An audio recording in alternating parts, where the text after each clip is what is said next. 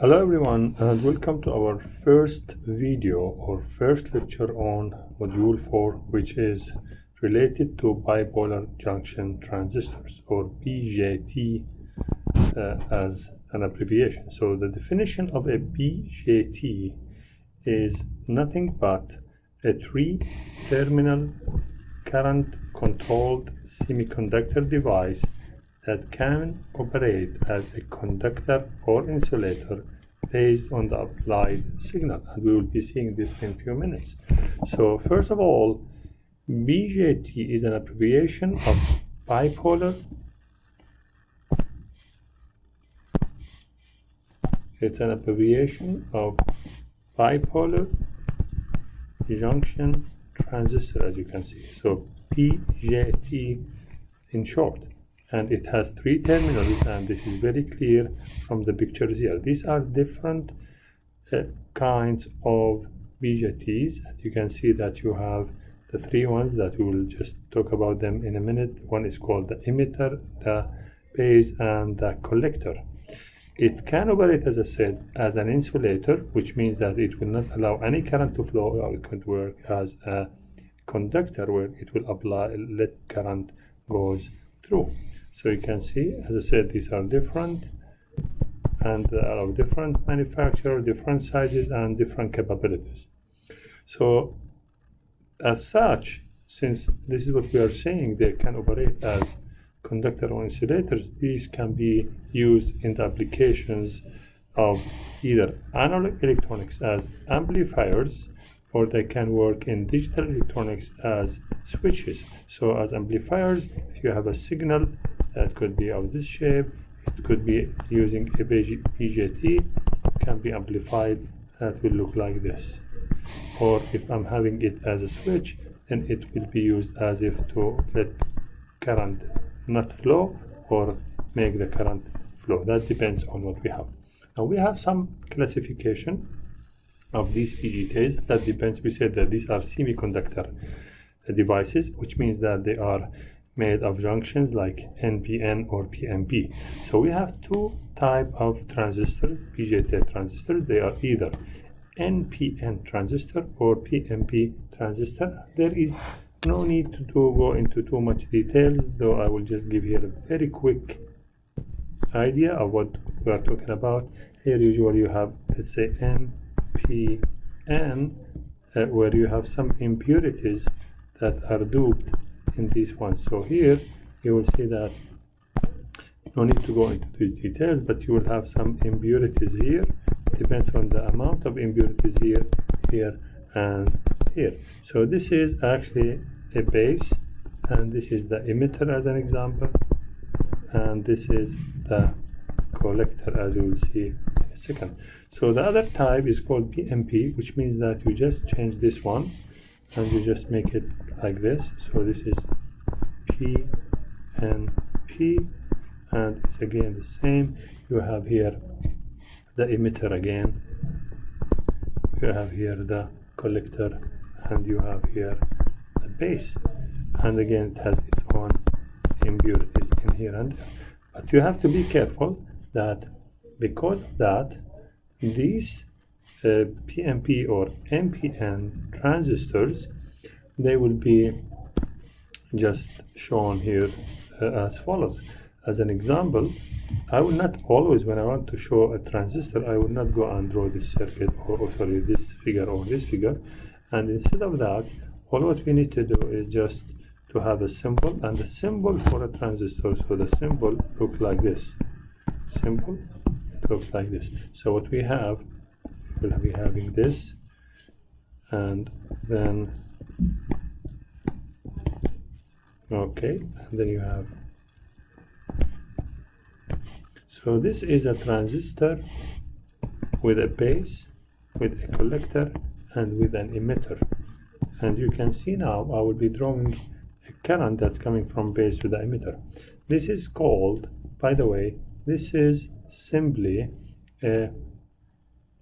called, in this case, first of all, the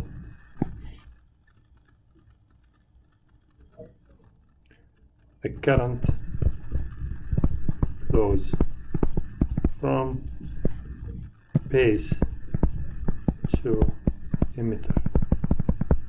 And we may have it the other way around, which means that it's similar to this one, but what we will be having a little bit of change of the configuration.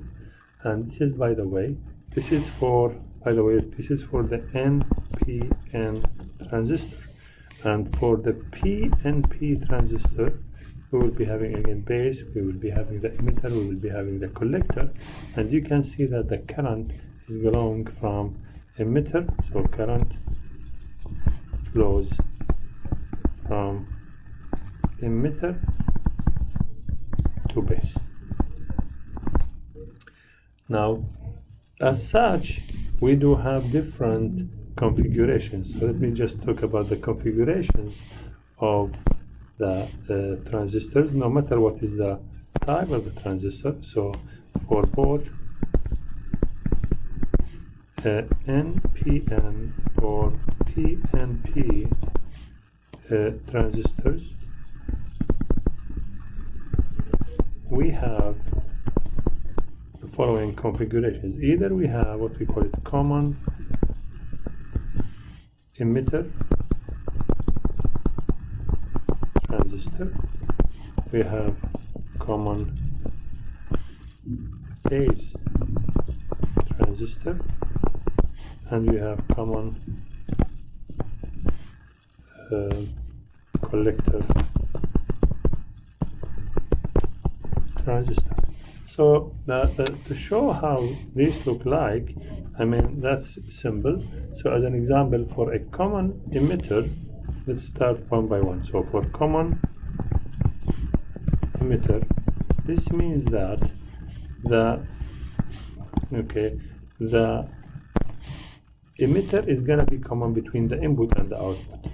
And this can be shown clearly like this. So if I would like to draw, I will say, okay, I have this circuit here.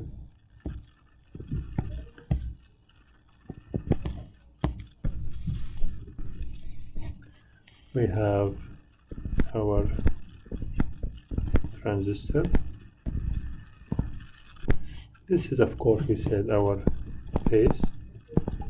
This is our emitter, and we'll keep the emitter. This is emitter, and this is the collector. So you can see that here is my output that is common between this point and the emitter, and the input here is common between the base and the emitter as well. So this is a configuration where I have a common emitter circuit. We will have a second one, which is a common collector. Again, here in this case, the collector should be common, and if I would like to draw it, I will do the following. Simply, I will draw this, and then I will say, okay, here I have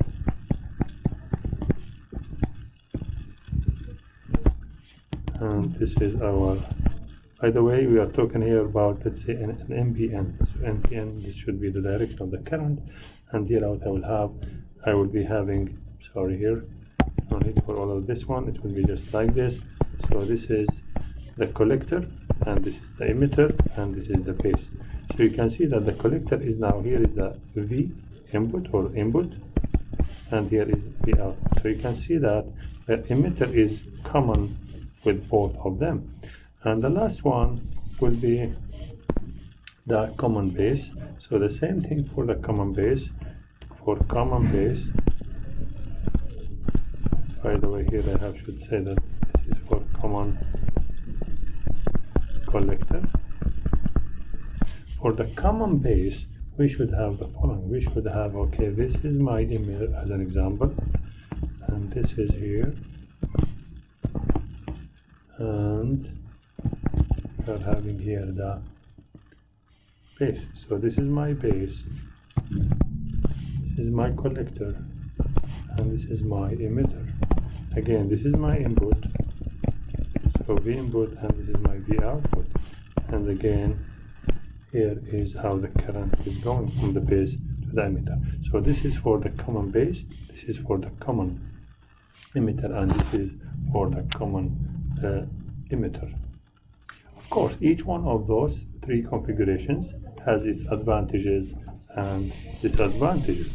Now, if we would like to go and talk about the operation, we can just simply draw a very simple circuit where I do have, let's say this is the circuit here, where I have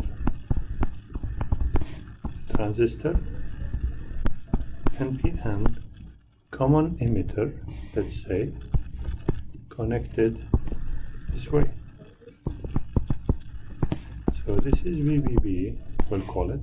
We'll call this one RB, the base, and then I have, this is my voltage, we call it VCC. This is RC, and here I have, this is the collector, this is the emitter, and we said this is the base. Now, in this case, in order to know how things are going with the operation, we need to just do some kind of designation of current. As an example, here is what we call it I base. Here is my current, which is I call it I emitter, and here is the current that is called I collector. Again, I have a voltage between this point and this point, and we will call it V base emitter, so VBE, and here I have a voltage that is VCE here, so VCE. Now, notice that we will assume that what we call it the IB is our input current, so IB is input current, and IC will be our output current. And you know that VBE and VCE are the input side at the input side and at the output side. Now, to understand the operation of the BJT, we need to understand some parameters. One is called the input parameter, and one is the output, input characteristics and the output characteristics. So, just say to understand the operation of the BJT, we need to understand the input and output characteristics.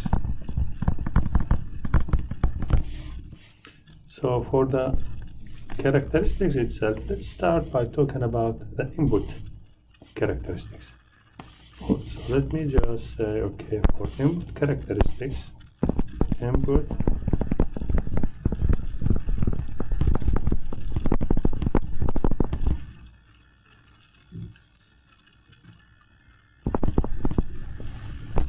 okay, I would say here I will draw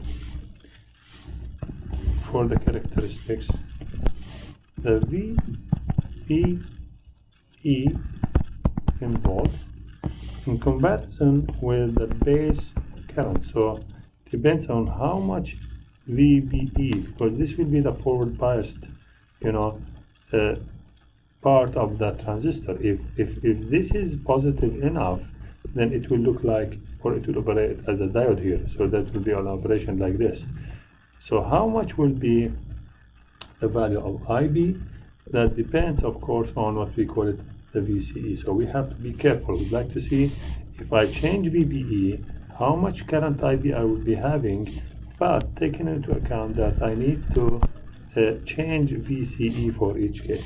So generally speaking, what we will be having for a certain value, let's, as an example, say that it's only 1 volt of VCE, I will be getting something like this.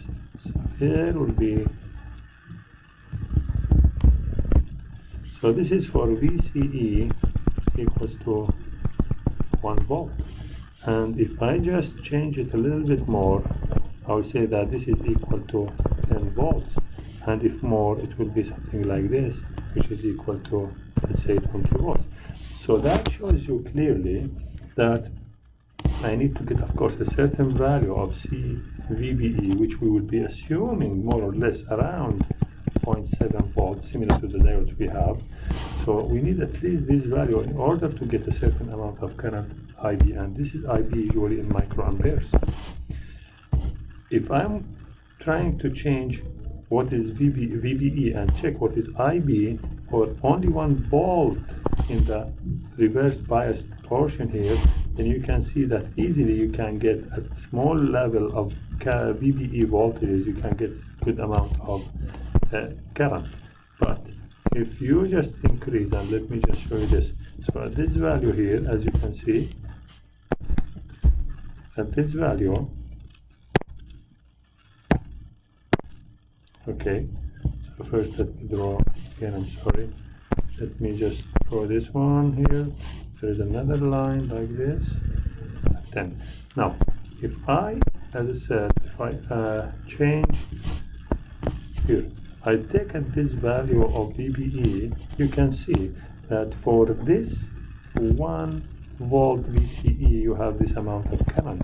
If you increase the back, the reverse biased voltage here, you can get that you have less current IB, and if it's more, you can get even more less and more less. So this is something very important to notice, that when we are dealing with the real analysis of the transistors.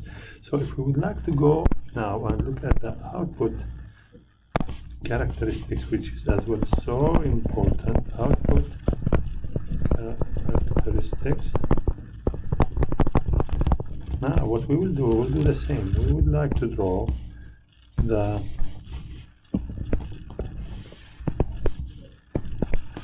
now we would like to see what will be the current IC, because this is my output. IC is my output. IP is my input. So this is why we call this input characteristics. IC is my output. I would like how will be the variation of IC with VCE for different levels of IB. And again, I will draw something very similar to what we did before. You see now, you will find the following, that you will be having for almost 0 value of IB, that there is almost very low current of IC, so you'll be getting something like this. And if you increase the value, get something like this, increase more and more and more or less. So this will be for IB, let's say equal to 0. This is equal to, let's say, 10 microamperes. This is 20 microamperes, 30 microamperes, etc., etc., 60 microamperes. And in this case, we have actually 3 different, let me say, regions for this characteristics, which is the output characteristic. The first region is called the cutoff region, which is this one here. This is called cutoff region, and the reason is why we call it cutoff region, because simply, as you can see, no matter what will be the value of your, by the way, this is in milliamperes, no matter what will be the value of VCE, you can see that at IB equal to 0, you almost have very low value of IC. Now, the second region is called the saturation region, which is here. This is called saturation, and this is saturation because you can see that you have almost, once you have a certain value of voltage VCE, no matter what is the value of your IB, you will have very high current coming in. And the last one will be what we call it here. Let me just try to make it different way.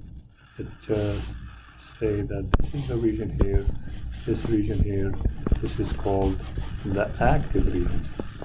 So where you can see that for a change in the value of the VCE for a certain IB will give you a different ICs. Then the next part that we will be talking about will be our what we call it. Maybe we can stop here and we'll continue later on.